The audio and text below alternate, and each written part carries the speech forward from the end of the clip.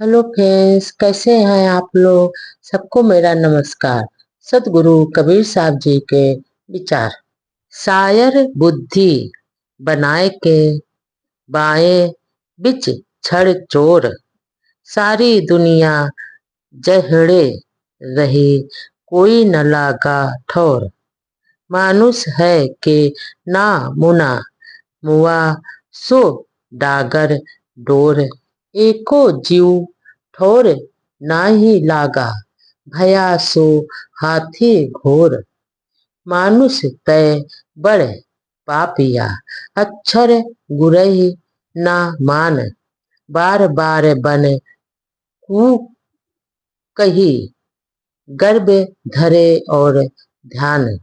यहाँ पर सतगुरु कबीरदास जी कहते हैं, कुपथगामी विद्वानों ने अपनी बुद्धि को समुद्र पथ विशाल बनाकर जीवों के ज्ञान धन और मानवता की चोरी करके अनेक भ्रमपूर्ण ग्रंथों की रचना करके समाज और मनुष्य का पतन ही किया। और इसी भ्रम में पढ़कर ये संसारिक लोग के विवेक विचार और नष्ट हो गए। अर्थात ये मनुष्य अपनी स्वरूप स्थित बुद्धि को कोई नहीं प्राप्त कर सका।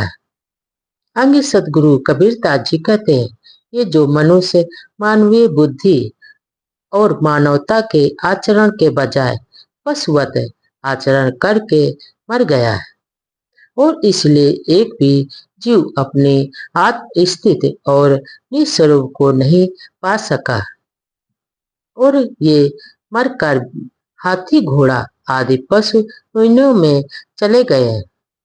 आगे सदगुरु कबीरदास जी कहते हैं कि हे भटके हुए मनुष्य, तू कितना पापी हो गया है, जो गुरु के दिए हुए अविनाशी स्वरूप के उपदेश को न मानकर नासवान देह आदि में रम गया है, और मुर्गी के समान बार बार अंडे तो दे रहा है। अर्थात ये जो तेरी दे गे परिवार आदि के अहंकार में और उन्हीं की सुरक्षा में हमेशा तल्लीन रहता है, और ये जो अविनाशी निर्भय स्थिति से ही दूर हमेशा होता रहता है। मानुष बेचारा क्या करे, जाके कहे ना खुले कपाट, स्व नहा चौक बैठाए के फिर ये पन चाट। मानुष बेचारा क्या करे, जाके सुन शरीर, जो जीव जाकी न उपजे, तू कहा पुकार कबीर। मानुष जन्म नर पाए के चूके अब की घात, जा परे हो चक में सहे खनेरी लात। यहाँ पर सदगुरु कबीरदास जी कहते हैं कि ये जो मनुष्य जिसे साथ में आने का उत्साह नहीं है, और उसे पुकारने से क्या लाभ होगा, यानी जिसका हृदय श्रद्धा और श्रद्धा भाव से रहित है, उसे कोई भी उपदेश दे उसका उस पर कोई असर नहीं होता। क्या वो उपदेश देंगे। इसका तात्पर्य यह है कि ये जो निस्वरूप है, साक्षात्कार और आत्म कल्याण का प्रेम अगर नहीं है उसमें, तो चाहे जितना उसको उपदेश दो, उससे कोई लाभ नहीं होगा। और विवेकवान सत्योपदेश का क्या करेंगे, जब कोई उनकी बात सुनता ही नहीं है और मानता ही नहीं है।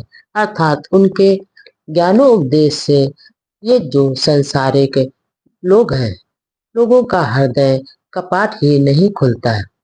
जिस प्रकार से पूजा की वेदी पर बैठा हुआ कुत्ता स्वभाव भौंकता रहता, मांगलिक पदार्थों को चाट कर जूठा कर देता, उसी प्रकार मनुष्य का लोलुपन यानी लोभ मन में बैठ गया, और वो बारंबार विषयों में डूबकर गुरु के सत्योपदेश से हमेशा दूर रहता है और दूर हो जाता है। आगे सदगुरु कबीरदास जी कहते हैं कि ये जो विवेकी मानो तन पाकर भी जिस रूप ज्ञान और स्वरूप स्थित रूपी सुनहरे अवसर का लाभ नहीं उठा पाता और अभी तक नहीं उठा पाया, और पुनः ये जन्म मरण के चक्कर में पड़कर मनुष्य हमेशा दुख भुगता रहता है। रतन का जतन करूं, माड़ी का सिंगार, आया कबीरा फिर गया, झूठा है हंकार। मानुष जन्म दुर्लभ है, बहुरी न दूजी बार, पक्का फल जो गिर पड़ा, बहुरी न लागे डार। बाएं मरोरे जात हो, मुई सोवत लिए जगाए, कहीं कबीर पुकार के ई पिंडे हो की जाए। यहाँ पर सतगुरु कबीरदास जी कहते हैं कि ये जो चेतन आत्मा रूपी महारत्न है, यानी ये जो मानव का शरीर है, जो संभाल कर रखो, क्योंकि जिस माया के तुम सिंगार व तड़क भड़क में भूल रहे हो, वो कपड़े की माड़ी के समान है, क्षण भंगुर है और या बाजारू है।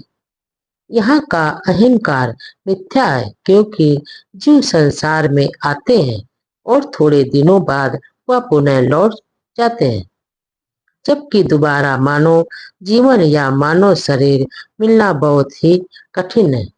जिस प्रकार से पके हुए फल या सूखी हुई डाली टूटकर गिर जाते हैं, उसी प्रकार तो मानव का शरीर है, जो पुनः लौटकर पेड़ में नहीं लग सकते। उसी प्रकार जबकि फल टूटकर जो गिर जाते हैं, वापस लौटकर पुनः पेड़ में नहीं लगते। उसी प्रकार मानव का ये शरीर है, जीव है, देह छोड़कर अगर चला जाता है तो उसके बाद उस शरीर में पुनः वो नहीं लौट सकता है।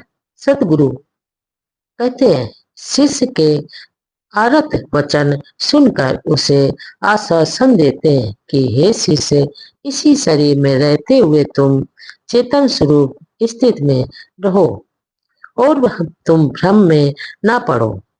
तुम भ्रम में अगर पड़ोगे तो तुम्हारा समय व्यर्थ ही बीत जाएगा। और यह मत सोचो कि हमारे सदगुरु मुझे सोए हुए को जगाकर अर्थात मेरी बात छुड़ाकर मुझसे विरत होकर जा रहे हैं, अर्थात अपने उद्धार की चिंता मत करो। गुरु सत्योपदेश की स्मृति के रूप में सदैव तेरे पास ही रहेंगे।